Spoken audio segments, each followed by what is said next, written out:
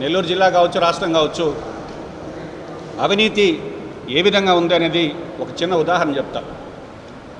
నిన్న మొన్న చూసా, తెలుగుదేశం పార్టీ కార్యాలయంలో సోమిరెడ్డి చంద్రమోహన్ రెడ్డి గారు ప్రెస్ మీట్ పెట్టి డీజిల్ పెట్రోల్ రేట్ల గురించి మాట్లాడారు. డీజిల్ పెట్రోల్ రేట్లు గత తెలుగుదేశం ప్రభుత్వంలో కర్ణాటక కన్నా మన దగ్గర 10 రూపాయలు ఎక్కువ ఉంది. అదేవిధంగా జగన్మోహన్ రెడ్డి గారు ఉన్నప్పుడు అదే డిఫరెన్స్ ఉంది. ఈరోజు కూడా కర్ణాటక మనకన్నా కూడా 11 రూపాయలు తక్కువ ఉందనేటటువంటి విషయాన్ని ఈ రాష్ట్ర ప్రజలందరూ కూడా గమనించాలి. కాబట్టి ఈ రెండు ప్రభుత్వాలు కూడా ప్రజల మీద భారం పడకూడదని, కనీసం పక్క రాష్ట్రంలో మనకన్నా 10 రూపాయలు తక్కువ ఉంటే వీళ్ళు తగ్గించాల్సిన బాధ్యత ఉందా లేదా అని అడుగుతున్నా. కాబట్టి తగ్గించకపోగా మళ్ళీ కేంద్ర ప్రభుత్వం వేసినటువంటి అదనపు భారం కూడా ఈరోజు ప్రజల మీద మోపడం జరుగుతుంది. అదేవిధంగా లిక్కర్ గురించి మాట్లాడారు. తెలుగుదేశం లిక్కర్ పాలసీ అద్భుతంగా ఉంది, కావాల్సిన బ్రాండ్లన్నీ రాష్ట్రంలో దొరుకుతున్నాయి. గతంలో తెలంగాణ నుంచి తెచ్చుకునే వాళ్ళని నేను అడుగుతున్నా, పర్చేజ్ ఆర్డర్స్ అంటామంటే ఏపీ బేవరేజ్ కార్పొరేషన్ లిమిటెడ్కి సంబంధించి ఈ రాష్ట్రంలో ఎవరైనా ఒక కంపెనీ వెళ్ళి అయ్యా మేము మా దగ్గర పలానా బ్రాండ్స్ ఉన్నాయి మీకు సప్లై చేస్తామంటే పర్చేజ్ ఆర్డర్ ఇస్తారు ఏపీ బేవరేజ్ కార్పొరేషన్. వాళ్ళు కొని డిపోలకు పంపిస్తారు. ఈరోజు నేను డిపోలో స్టాక్ తెప్పించా. అసలు డిపోలో ఉండేటటువంటి బ్రాండ్స్ ఏంటి? ఈ విధంగా తెలుగుదేశం నాయకులు చెప్పినట్టుగా గతంలో జగన్మోహన్ రెడ్డి గారి గురించి అయితే మద్యం పాలసీ గురించి చెప్పాల్సిన అవసరం లేదు. కానీ ఈరోజు ఇంటర్నేషనల్ బ్రాండ్స్ పక్కన పెట్టి సేమ్ గతంలో వైఎస్ఆర్ కాంగ్రెస్ పార్టీ వాళ్ళు ఏ విధంగా అయితే డిస్టిలరీని లీజుకి తీసుకొని ఓన్ బ్రాండ్స్ పెట్టుకున్నారో ఈరోజు అదే పందా కొనసాగుతుంది. పర్చేజ్ ఆర్డర్స్కి సంబంధించి మల్టీనేషనల్ కంపెనీలు అయినటువంటి సిగారామ్స్ అట్లాంటి వాటికి కొన్ని బ్రాండ్స్కి అసలు కనీసం పర్చేజ్ ఆర్డర్స్ ఇవ్వట్లేదు. భారీ స్థాయిలో ముడుపులు ఇచ్చిన కంపెనీలకే పర్చేజ్ ఆర్డర్లు ఇస్తున్నారు. కాబట్టి ఈరోజు నేను అడుగుతున్నా, ఎవరైనా కానీ నెల్లూరులో కాదు ఆంధ్రప్రదేశ్లో 100 పైపర్స్ 12 years అనే బ్రాండ్ దొరుకుతుందేమో ఒకసారి కనుక్కోండి. కాబట్టి లిక్కర్ పాలసీ మాకు గతం కన్నా మేము అద్భుతంగా ఉందనేటటువంటి పరిస్థితి లేదు. ఈ జిల్లాకి, ఈ యొక్క నెల్లూరు జిల్లాలో ఒక నెలకి సరాసరిన 140 కోట్లు మద్యం అమ్మకాలు జరుగుతున్నాయి. 140 కోట్లు మద్యం అమ్మకాలు జరుగుతుంటే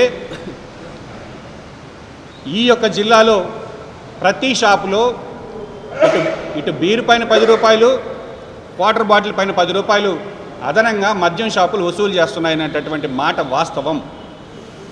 జిల్లా మొత్తం 140 కోట్ల రూపాయల మద్యం అమ్మకాలు జరుగుతుంటే ఈరోజు ప్రతి నెల టార్గెట్లు ఇచ్చి నెలకి 5-6 కోట్లు వ్యాపారం పెంచమని ప్రభుత్వ అధికారుల మీద ఒత్తిడి పెట్టేటటువంటి పరిస్థితి.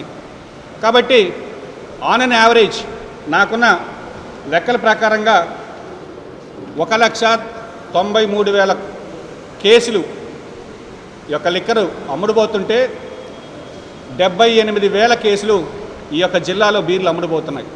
వీటిల్లో 10 రూపాయలు అదనంగా వసూలు చేసిన దానివల్ల జిల్లా ప్రజల నుంచి దగ్గరగా నెలకి 9 కోట్ల రూపాయలు అదనంగా దోచుకుంటుంటే ఈ ప్రభుత్వం చూస్తూ ఉంది. దానికి సంబంధించి ఒక టోల్ ఫ్రీ నెంబర్ పెట్టారు.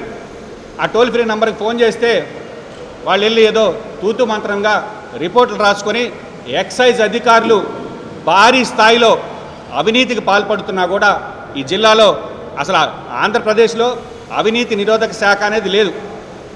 ఎందుకంటే జిల్లా అధికారులు విచ్చలవిడిగా అవినీతికి పాల్పడుతున్నా కూడా కనీసం ఆ అధికారుల సైడ్ చూసేటటువంటి పరిస్థితి కూడా ఈ జిల్లాలో లేదు. ఈ జిల్లానే కాదు, రాష్ట్రంలో లేదనేటటువంటి విషయం గుర్తుకు పెట్టుకోవాలి. కాబట్టి మేమేదో మద్యం పాలసీ అద్భుతంగా తీసుకొచ్చాం, అన్నీ దొరుకుతున్నాయి, ఏం లేదు. గతంలో వైఎస్ఆర్ కాంగ్రెస్ పార్టీలో ఏమి చేశారో వీళ్ళు అదే అవినీతి కొనసాగిస్తున్నారు తప్ప మరొకటి లేదనేటటువంటి విషయం ఈ జిల్లా ప్రజలు అర్థం చేసుకోవాలి. ఇకపోతే రాష్ట్ర ఇరిగేషన్కి సంబంధించి ఈరోజు ఆంధ్రజ్యోతిలో ప్రముఖంగా ఒక కథనం వచ్చింది. దీని యొక్క సారాంశం ఏంటంటే, తెలంగాణకు సంబంధించి పాలమూరు రంగారెడ్డి ఎత్తిపోతల పథకానికి పర్మిషన్ ఇస్తున్నాం అంటే సూత్రాభిప్రాయంగా ఇరు రాష్ట్రాలు అంగీకరించాయి. కాబట్టి పాలమూరు రంగారెడ్డి ఎత్తిపోతల పథకానికి ఇరు రాష్ట్రాలు అంగీకారం తెలిపారంటున్నారు, సంతోషం. ఈరోజు శ్రీశైలం రిజర్వాయర్లో 850 అడుగులు ఉంటేనే నీటి నిల్వ యొక్క ఎత్తు ఫుల్ ఎఫ్ఆర్ఎల్ లిమిట్ ప్రకారం ఉంటేనే మనకి గ్రావిటీ బేస్ మీద పోతిరెడ్డిపాడు హెడ్ రెగ్యులేటరీ కెపాసిటీ ద్వారా మనకి నీళ్లు సోమశిలకి రావడం జరుగుతుంది. ఈరోజు సరాసరిన శ్రీశైలం రిజర్వాయర్లో 30 రోజులకు మించి కూడా ఆ లెవెల్ మెయింటైన్ కావట్లేదు.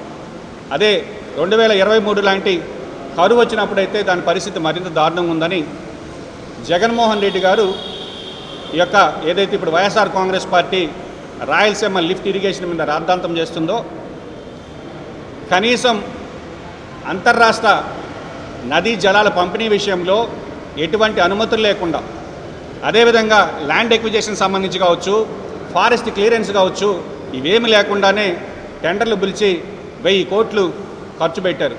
ఈరోజు అవకాశం వచ్చింది. ఇటు వైఎస్ఆర్ కాంగ్రెస్ పార్టీని కానీ అటు తెలుగుదేశం నాయకులను కానీ కాంగ్రెస్ పార్టీ పక్షాన ప్రశ్నిస్తున్నాం. ఎందుకంటే నీళ్లకు సంబంధించినంత వరకు ఈ రాష్ట్రానికి ఒక్క రాజశేఖర రెడ్డి గారు మాత్రమే ఈ రాష్ట్రంలో రైతుల గురించి ఆలోచించినటువంటి వ్యక్తి. పోతిరెడ్డిపాడు హెడ్ రెగ్యులేటరీ కెపాసిటీ 11,000 నుంచి 44,000 క్యూసిక్లకి ఆనాడు రాజశేఖర రెడ్డి గారు పెంచబట్టే ఈరోజు రాయలసీమకి నీళ్ళు వచ్చేటటువంటి అవకాశం ఏర్పడింది. కాబట్టి ఈరోజు కృష్ణా నది మీద తెలంగాణలో ప్రాజెక్టులకి ఎత్తిపోతల పథకానికి అనుమతి ఇస్తుంటే రాయలసీమకు సంబంధించి రాయలసీమ లిఫ్ట్ ఇరిగేషన్కి కేంద్రం మీద ఒత్తిడి తెచ్చి అనుమతులు తీసుకోవాల్సినటువంటి అవసరం ఉందని చెప్తున్నాం. ఎందుకంటే శ్రీశైలం రిజర్వాయర్లో మనకి నీటి నిల్వ యొక్క ఎత్తు 800 కన్నా కూడా తక్కువ ఉన్నప్పటికీ రోజుకు 3 టీఎంసీల లెక్కన మనం లిఫ్ట్ చేసుకోగలిగితేనే యొక్క నెల్లూరు, ప్రకాశం, రాయలసీమలకు సంబంధించినటువంటి నీటి కొరత తీరుతుంది. కాబట్టి ఈరోజు తెలంగాణలో మీరు ఎత్తిపోతల పథకానికి కృష్ణా నది మీద మీరు పర్మిషన్లు ఇచ్చేదానికి కేంద్ర జలశక్తి శాఖ సూత్రాభిప్రాయంగా అంగీకరించిందని పేపర్లో చూస్తున్నాం. కాబట్టి ఆంధ్రప్రదేశ్ రాష్ట్ర రైతాంగం పక్షాన, అదేవిధంగా రాయలసీమకు సంబంధించి రైతుల పక్షాన స్పష్టంగా కాంగ్రెస్ పార్టీ డిమాండ్ చేస్తున్నాం, రాయలసీమ లిఫ్ట్ ఇరిగేషన్కి అనుమతులు ఇవ్వాలని. కాబట్టి ఈరోజు వైఎస్ఆర్ కాంగ్రెస్ పార్టీలో రాయలసీమ లిఫ్ట్ ఇరిగేషన్ సంబంధించి వాళ్ళు కేవలం ఏ అనుమతి లేకుండా ప్రాజెక్టు మొదలు పెట్టబట్టే ఈరోజు ఈ విధంగా తయారైంది. ఆ రోజు మనకి ఎంపీలు ఉన్నారు, 22 మంది ఎంపీలు పెట్టుకొని కేంద్రం మీద ఒత్తిడి తెచ్చి ఆ ప్రాజెక్టుకి అనుమతులు తీసుకొచ్చుంటే ఈరోజు ఆ పరిస్థితి ఉండేది కాదు. కాబట్టి ఈరోజు పోలవరం ప్రాజెక్టుకి సంబంధించి రాష్ట్రం విడిపోయినప్పుడు 100% దానికి సంబంధించినటువంటి నిధులను కేంద్రం భరించే విధంగా ఈరోజు ఆంధ్రప్రదేశ్ రాష్ట్ర విభజన చట్టంలో పెట్టినటువంటి పార్టీ కాంగ్రెస్ పార్టీ 100% నిధులు ఇస్తుంటే కూడా ఈరోజు ఇప్పటికీ ఆ ప్రాజెక్టు పూర్తిగాని పరిస్థితి. కాబట్టి ఈ రాష్ట్ర రైతాంగం పక్షాన కాంగ్రెస్ పార్టీ డిమాండ్ చేస్తుంది, ఏదైతే ఈ యొక్క ప్రాజెక్టులు పెండింగ్ ప్రాజెక్టులు ఆనాడు రాజశేఖర రెడ్డి ప్రారంభించి ఇప్పటికీ పూర్తిగాని ప్రాజెక్టులు అన్నీ కూడా త్వరితగతిన పూర్తి చేయమని డిమాండ్ చేస్తున్నాం. కాబట్టి కాంగ్రెస్ ప్రభుత్వంలో మాత్రమే ఈ యొక్క రైతులకు సంబంధించి రాజశేఖర రెడ్డి గారు తీసుకున్న నిర్ణయాల వల్ల ఉపయోగం కలిగిందనేటటువంటి మాట వాస్తవం. కాబట్టి ఈరోజు మరీ దారుణమైన అంశం ఏంటంటే కృష్ణా జలాల్లో ఇందాక ఎస్సీ గారిని అడిగా, సోమశిల ఎస్సీ గారిని, కృష్ణా నికర జలాల్లో నెల్లూరు జిల్లాకు వాటా ఉందని అడిగితే 0. వరద జలాలు మిగులు జలాలు పక్కన పెడితే నికర జలాల్లో మనకు వచ్చేటటువంటి నీళ్లు 15 టీఎంసీలు సోమశిలకు వస్తే ఆ 15 టీఎంసీలు కండలేరుకి పోతే కండలేరు నుంచి మద్రాసు పోతానే తప్ప కృష్ణా నదీ జలాల్లో ఈ యొక్క నెల్లూరు జిల్లా రైతాంగానికి నికర జలాల్లో వాటా కూడా తీసుకురావాల్సినటువంటి అవసరం ఉందని నెల్లూరు జిల్లా కాంగ్రెస్ పార్టీ తరఫున, అదేవిధంగా రైతాంగం తరఫున డిమాండ్ చేస్తున్నాం. కాబట్టి ఈరోజు ఈ రాష్ట్రంలో అవినీతి ఏ విధంగా జరుగుతుంది, నీటి ప్రాజెక్టులకు సంబంధించి మనం ఏ విధంగా ఉన్నాం, ఇవన్నీ కూడా ఒక్కసారి జిల్లా ప్రజల్ని అదేవిధంగా రాష్ట్ర ప్రజల్ని ఆలోచించమని వేడుకుంటున్నాం.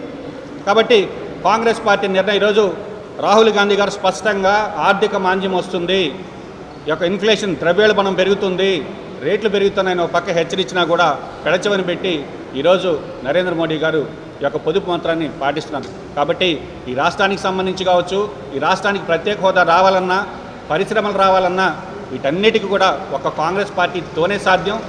బీజేపీతో కొట్లాడగలిగేటటువంటి సత్తా ఉన్న పార్టీ కాంగ్రెస్ పార్టీ. ఈరోజు ఈ రాష్ట్రంలో ఉండేటటువంటి బాబు, జగన్, పవన్, బీజేపీ అంటేనే ఆ 3 పదాలుగా ఈరోజు రాష్ట్ర ప్రజలకు అర్థమైందని ఒకసారి ఆలోచించమని వేడుకుంటున్నాం. కాబట్టి ఈరోజు కాంగ్రెస్ పార్టీకి చేరికలు మొదలయ్యాయి. నిన్న కూడా నెల్లూరు నుంచి కాంగ్రెస్ పార్టీలో చాలామంది షర్మిలమ్మ గారి సమక్షంలో చేరడం జరిగింది. ఈ జిల్లాలో వైఎస్ఆర్ కాంగ్రెస్ పార్టీ కానీ ఇటు తెలుగుదేశం కానీ ఈ 2 కూడా ప్రజలకి ఇబ్బందులు కలిగిస్తున్నాయి. ప్రాంతీయ పార్టీల వల్ల ఈ రాష్ట్రానికి కానీ దేశానికి కానీ ప్రయోజనం లేదని ఒకసారి జిల్లా ప్రజల్ని ఆలోచించమని వేడుకుంటున్నాం.